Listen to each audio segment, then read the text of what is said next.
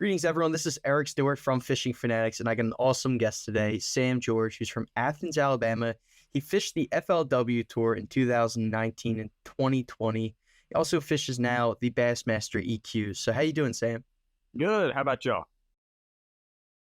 I'm doing good, man. Doing good. It's good to have you here. And a question I always like to open it up because I'm super interested in like how people get into fishing and kind of where they started at. So I'm gonna ask you the same question. How did you get into fishing, and who were kind of some of those mentors that helped you out along the way to get where you are today? I'm kind of, kind of the basic story like everybody else. I just kind of grew up, didn't really know any different. My dad fished, and kept me on the water a lot. And whenever he couldn't take me, we had friends and family that kept me on the lake. But I just kind of just same old story. Just grew up fishing farm ponds, golf course ponds. My first fake ID was actually a fishing license to break into the golf course over here. And after we got caught not having the neighborhood license, we went home and made copies of one so we could access the water. And so I just kind of grew up like any other kid that just loved bass fishing. And when I kind of got more into it a little bit, I actually started homeschooling when I was in high school, and just so I could kind of travel and start fishing a few more tournaments. That, and also we have a big farm, so it just kind of made sense to do that, to have the free time. So whenever I didn't have, like my dad or anything to take me fishing, we had friends that, were self-employed and stuff. And so they would get their work done and I would get my schoolwork done for the day, and then we'd go to the water. So I was really fortunate to kind of grow up in a scenario where, I had a lot of people to make sure that I was always on the water, not getting into any trouble. But yeah, that's about it.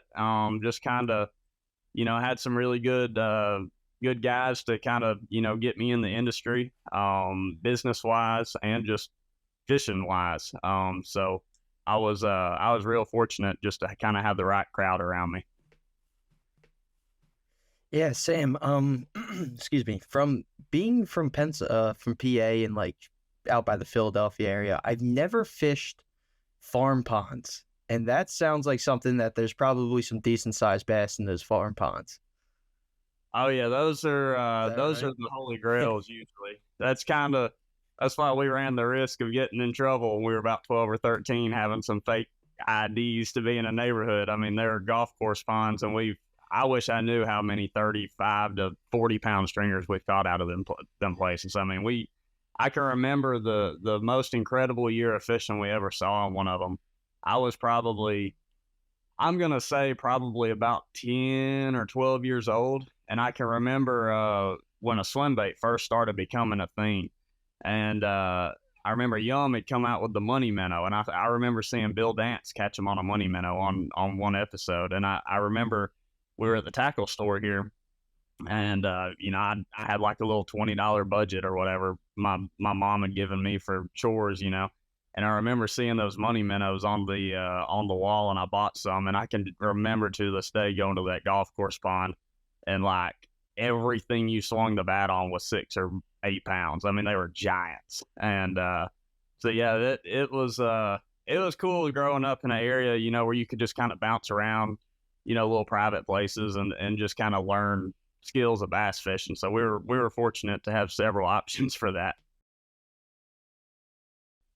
That's funny too, because that's down in Alabama, right? And you're not too far away from like Guttersville and then the Tennessee River down there. So when you were growing up, did you ever fish those big bodies of water, or was it just kind of jumping around to those different like ponds and different like farm ponds and golf course ponds?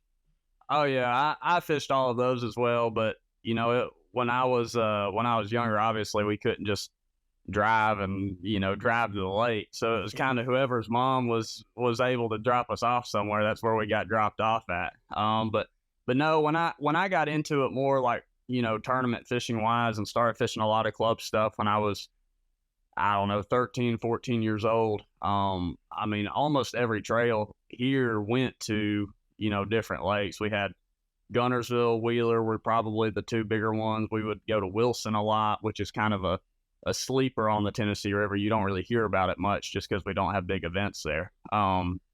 and then Pickwick was one, Smith Lake is one. But like, you know, just being young, we couldn't just show up at any of those all the time. So, but when I got into tournament fishing, obviously, you know, I started spending more and more time on those bodies of water just because they're really diverse.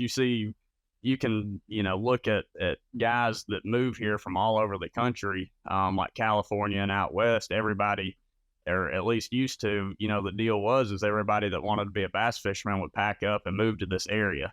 And, you know, you look at Justin Lucas, Aaron Martin's, like whenever they all decided they were going to fish professionally, they moved to this area because this area has so much diversity. We have deep and clear, we have shallow grass. You know, Wheeler here used to be just a mud hole. So, you know, it kind of, we have so many diverse fisheries in just a small area. It was pretty beneficial growing up, you know, fishing those different bodies of water. Yeah, that's got to help your game out a lot too, especially when you travel to these different places like Florida and New York, and it's just completely different fishing, right, from Florida to New York. And you grow up in a place where you can kind of test out those different tactics on your home body of water. That's got to be real nice. Yeah, absolutely, for sure. I've had a lot of scenarios, you know, traveling all over the country where you kind of look back on a deal that, you know, you learned, you know, 7, 8, even 10 years ago, just from something pretty simple. It may just be a particular day that you had to make an adjustment. But, or even just something as simple as having confidence in a lure or a technique, that you know, had a similar situation with. Business owners and marketing professionals in the Philly area, Bad Rhino takes the overwhelm out of digital marketing. With tailored digital marketing services, from social media management to SEO and PPC advertising, our expert team navigates the complexities of the digital ad space for your business. Let Bad Rhino lead you to success.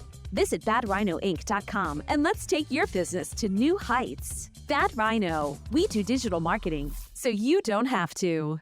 So let's jump into a couple weeks ago, and this is a tournament that I've been talking about a little bit on this podcast, just because crazy bags, crazy numbers, and also had the guy who won it, Luke Palmer, on too a couple of episodes ago in season 1. But you also had a great showing at Wheeler Lake.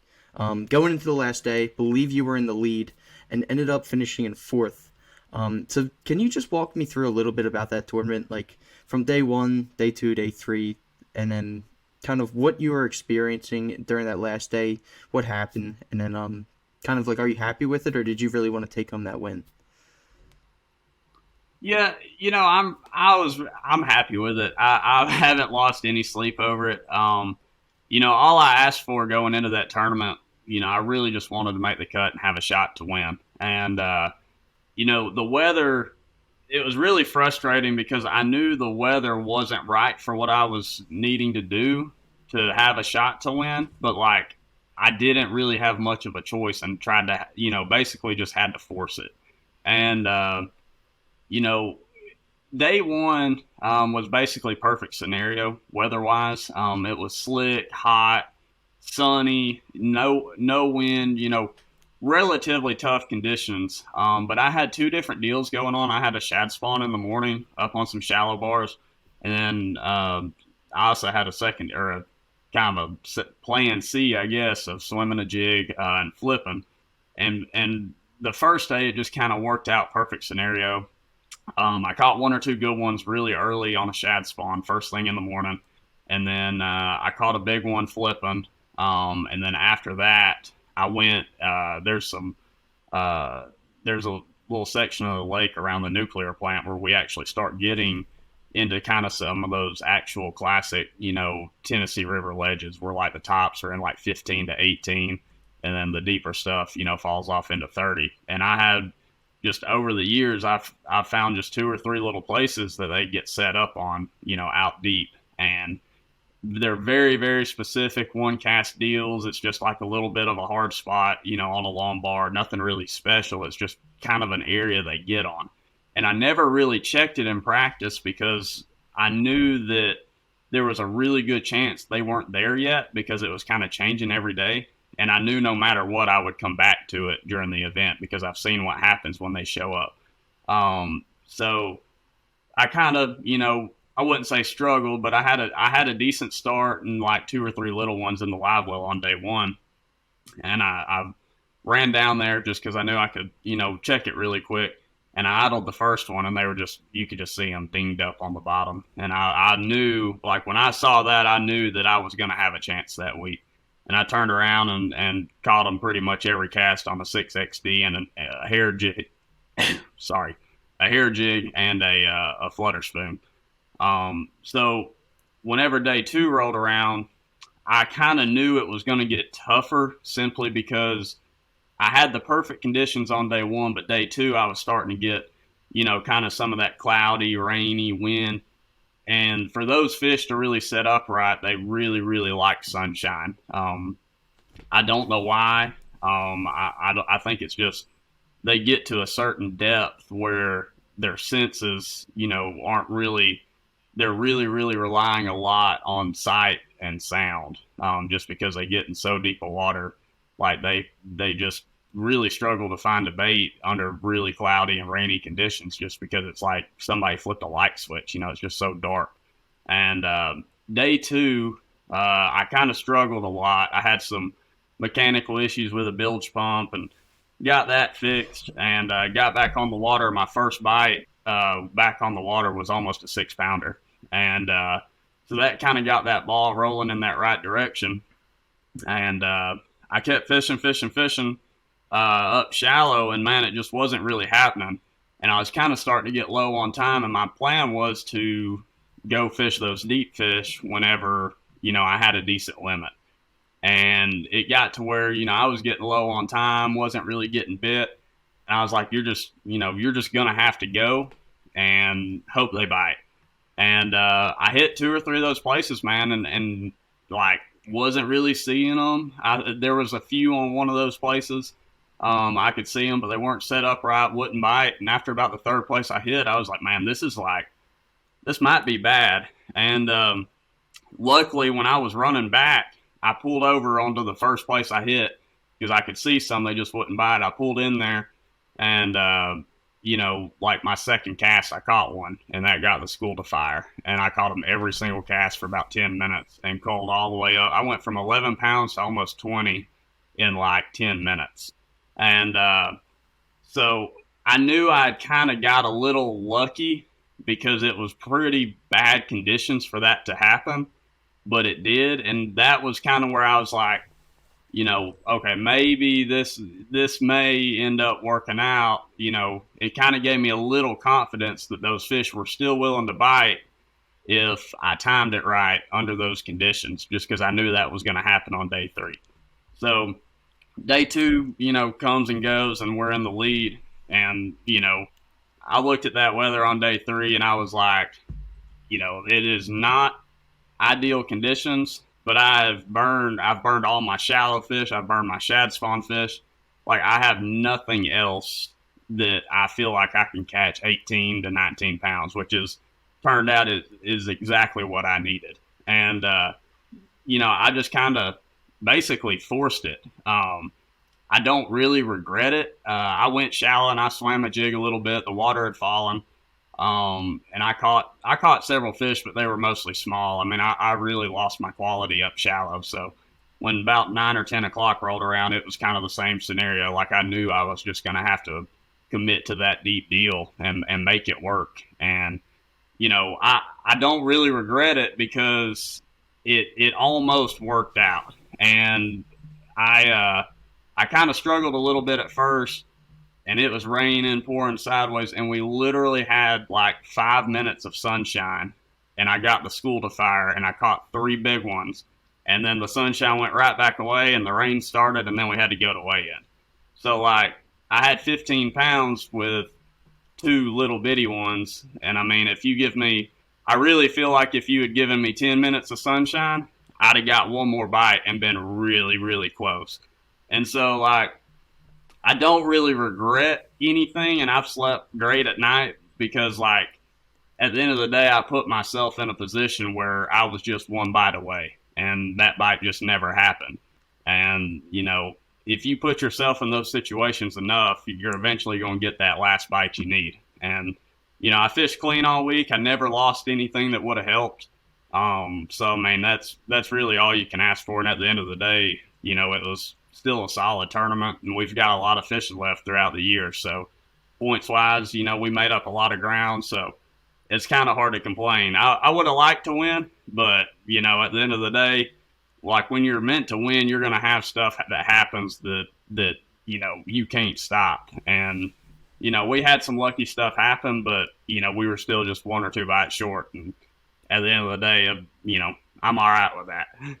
No, that's fair. It sounds like something that, like, you can't control it, right? You can only control what you can control.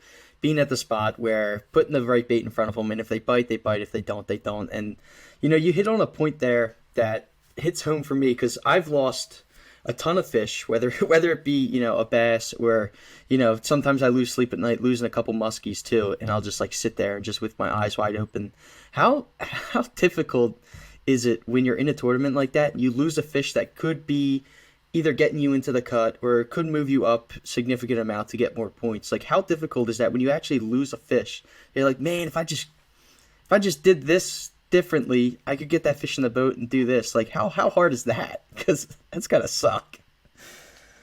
Oh yeah, I've got a list of them. I've got a list of life-changing bass that I think about all the time. But it's still one of those. Everybody loses them. I mean, and that's just part of that meant to be deal. Like, for example, at Lake, when Will Davis Jr. won, he won by an ounce or 2 ounces, 3 ounces, whatever it was.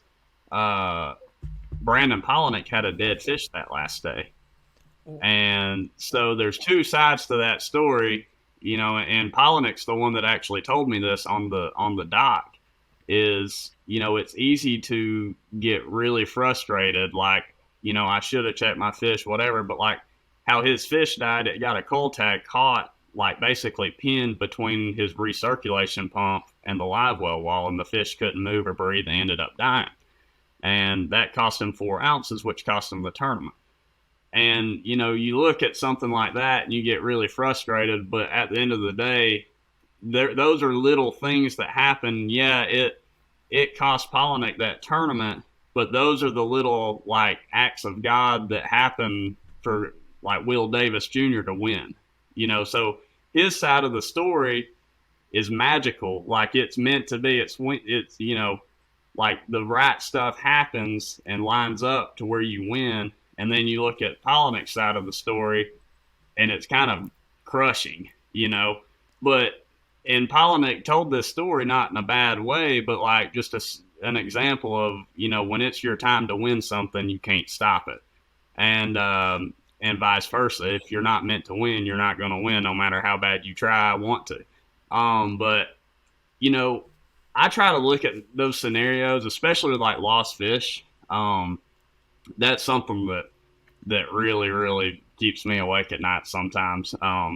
But like, at Eufaula this year, I had a pretty decent first day, and the second day, my first bite of the day, my first cast was almost like a 7-pounder, and I lost it. It's jumped 100 times out there on a crankbait and gets all the way to the boat and just like goes under the boat and just pulls off, and it was like a kick in the throat, and it was a really hard pill to swallow, because that was like the one that, if you give me that bite, I felt like I could just catch 4 keepers and I'd be fine. And but that was kind of crushing. But then in my head, I had to say, okay, ignore that bite happen. But that bite is telling you that these fish are still here. There's big ones here. Like, if she's here, there's more here. And that's something I used to struggle with losing fish. But at the end of the day, like, even if you lose a good one or two, those fish are telling you that you're around the right ones. And that's something that you just kind of have to like block it off in your head. Like, let that bite teach you something, but also pretend it never happened. Like, just act like you never even saw that fish, but just rest assured that fish is telling you you're doing the right deal. So that's something that I struggle with and still struggle with. I mean, that's something that I think everybody struggles with. Um, but sometimes, man, at the end of the day, you just lose them. You can have the best rod, line, hooks, as long as you're controlling it to your extent. As long as you're not just, you know, pulling out rusty treble hooks on a crankbait and winging it around and losing them. If you've done everything you can do on your end to prevent losing one and make sure you put that fish in the boat, if they still come off, I mean, it just is what it is. You're just going to lose them sometimes, but it sucks. I mean, I don't like it, but it is what it is. That's the truth. And it's funny because I talked to Mark Mendez a little bit about this, and he was like, man, the tournaments I won, it's a weird feeling, but like he would say, Eric, I would go into the tournament knowing I would win. I'd be able to tell you that I'd win that tournament. I don't know what he couldn't explain it. He'd be like, I don't know what it is, but I would just have that feeling, be like, everything's lining up, the stars are aligning, and this is going to be the one I win. And I don't know why, but this is it. So it's interesting, like this kind of acts of God, where it might suck for someone else, but then the other person's like, oh, this is just meant to be, right? Yeah. And Yeah. it's crazy to see kind of the ebbs and flows of it. And the next question I have for you here revolves around the Bassmaster EQ and the new format that they have, and something that I've been looking into a little bit. I don't fully understand it, so if you could just take a little bit of time here and just explain it for me and the listeners too, of what that new format kind of looks like and changes from last year in 2022. Yeah. So for you, I mean, they've kind of changed about every 2 years or so. You kind of see a format change. But the most recent one, and I was a big advocate for this, is the EQ system, which basically now, so and I don't know how many divisions. I think we still have 3 divisions, but used to we had 3 divisions of tournaments. So there would be 3 divisions with 3 events, so 9 events total, and they would take 3 guys to the Elite Series, the top 3 in points from each division, and plus 3 overall. So they would take 12 total. Did I do that math right? Yeah. So Yeah. so basically, you had a chance in each division, and then if you fished all 9, they took 3 guys as well. The top 3 for the guys that fished all 9 tournaments for the year. Now this year is the first year that they're doing it, and I think it's going to work out really well in the long run and be very beneficial to kind of everybody. Where instead of taking anybody from any individual division, you have to fish all of them, and they're taking 9 total, like the top 9 guys in points. And there's really a few things that does, in my opinion. Number one is they have a serious issue, or have had a serious issue, of guys that, you know, they would show up, fish one division of opens and qualify their first year. And, you know, not taking it away from some of those guys, but there would be scenarios where there would be 2 of those tournaments would be basically on their home bodies of water. And then the third one, they would kind of squeak by. And then all of a sudden they're like thrown to the sharks in the Elite Series, and they would fish 4 or 5 events and then drop out. And then that affects the whole payout for everybody. Whenever you would lose a boat like that. So with guys not being kind of financially prepared, or really just on the water prepared, it would kind of hurt everybody, including themselves, but also the other elite anglers, because those guys would, you know, they wouldn't come back for the year, or, you know, drop out with 2 events left, and it would shake up the whole payout for everybody. So you had that, and then also just the simple fact that they're trying to get, you know, to where they have the best of the best of the best. And over the course of an entire season, those guys in that top 9, I mean, there's so much diversity you face throughout the year, different bodies of water. I mean, the guys that are in that top 9, I mean, they're going to do very, very well on the Elite Series. And they know what it's going to take financially, because you've traveled the country for 9 events, which is basically what an Elite Series season is. So you know financially what it is. You've had a whole year sponsor wise to gain more exposure. They've been really, really pushing the EQ coverage now. So, you know, I think long term it's going to be very, very beneficial for everybody. I think that, you know, as an angler, what I like about it is I wouldn't say it gives you room to have a bad event, but it gives you room to, you know, kind of have a mediocre tournament. You can have a 75th or like an 80th place finish and recover that. On 3 spots, I mean, especially in a single division, if you finished really below about 25th or 30th, you were done. I mean, period, end of story. Like, you know, 7-8 years ago, it wasn't as competitive and you could recover that. But nowadays, I mean, I think last year in a single division, I think one of them, and I can't remember which one, but we were just doing the math to talk about it in another podcast. One of those divisions, I think it took a 12th place average on 3 events, and then the other it was 14th, and the other it was 16th to make it on 3 spots. And dude, that is absolutely blasting them against 225 boats all the time. I mean, you're dealing with locals, pros, like just the numbers are just so stacked against you. Like if your trolling motor battery dies at 12 o'clock, like your season's over.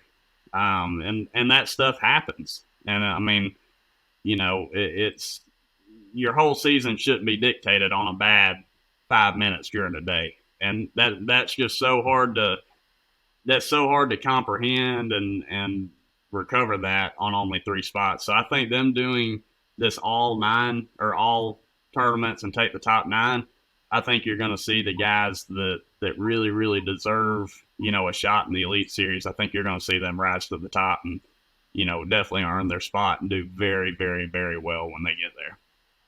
Definitely. And it sounds like, you know, the anglers would be more set up to take on the Elite Series when they are traveling all over the place, when they do have to compete in all 9 opens too. So that's awesome. I appreciate you kind of taking the time and explaining that to me a little bit, because I was a little confused when I was reading about it, but I think that'll help out a lot. So Sam, we wrap this up here. I actually have a ton more questions to ask you, but we are running short on time here. And I just wanted to give you the time to talk about your largemouth, your PB largemouth, your PB smallmouth, and if you want to throw your PB spotted bass in there too, because I know a lot of guys like talking about that too, feel free.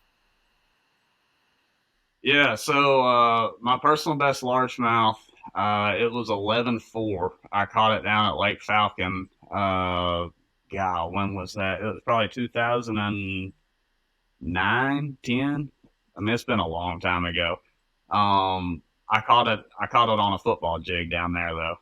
This was back when Falcon was like, you know, crazy good. It's still good. They just, you know, they're dealing with some low water and stuff right now, but yeah, that was back when, I mean, you could go to any point and catch like 35 pounds of them.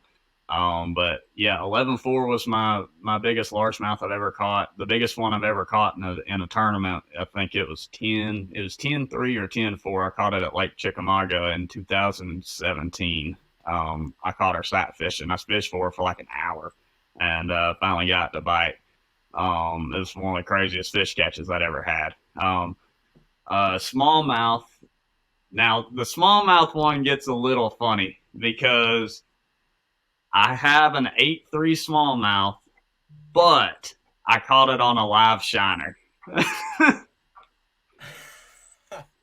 So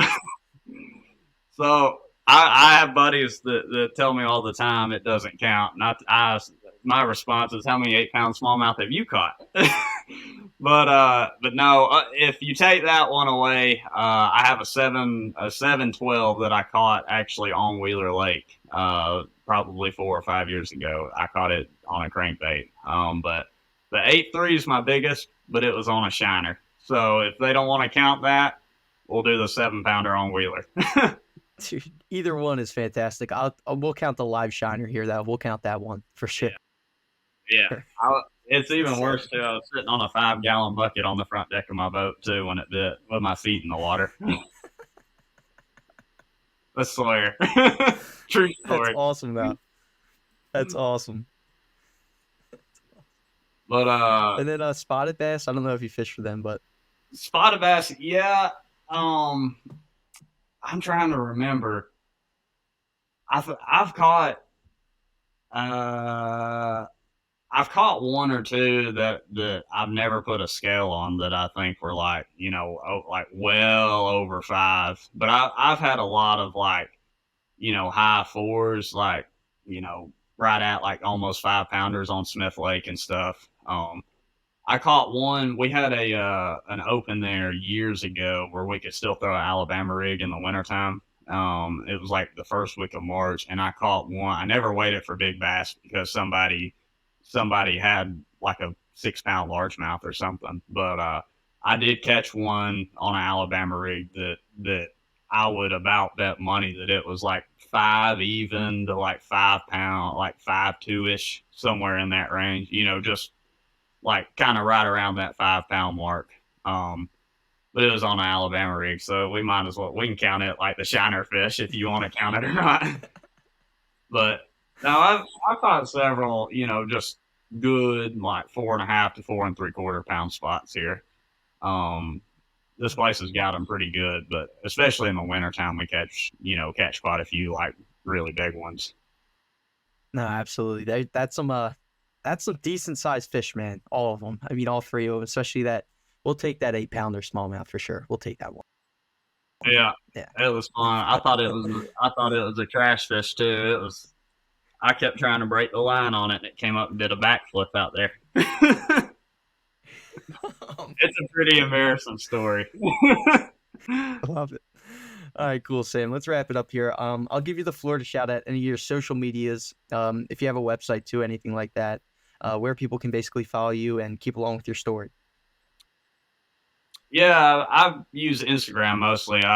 At Sam George Fishing, that's kind of the main one. I have a Facebook too, but Instagram's kind of the one I stay on most of the time. I used to have a Twitter, but I never figured out how to use it. So I feel you. Twitter's a little weird nowadays anyway. So Instagram, Sam George Fishing sounds good. I'll link that in the bio and let people kind of follow you over there and follow the story. I appreciate you spending the time jumping on this with me, and good luck with your upcoming tournaments at a couple different lakes. And love to have you on towards the end of the season too, if you want to talk about kind of a recap, do a little recap episode with you. That'd be cool. yeah, sounds good. Thanks for having me. You just listened to the Fishing Fanatics podcast with your host, Eric Stewart. Feel free to check out our other podcasts and our other interviews on our channel on Spotify.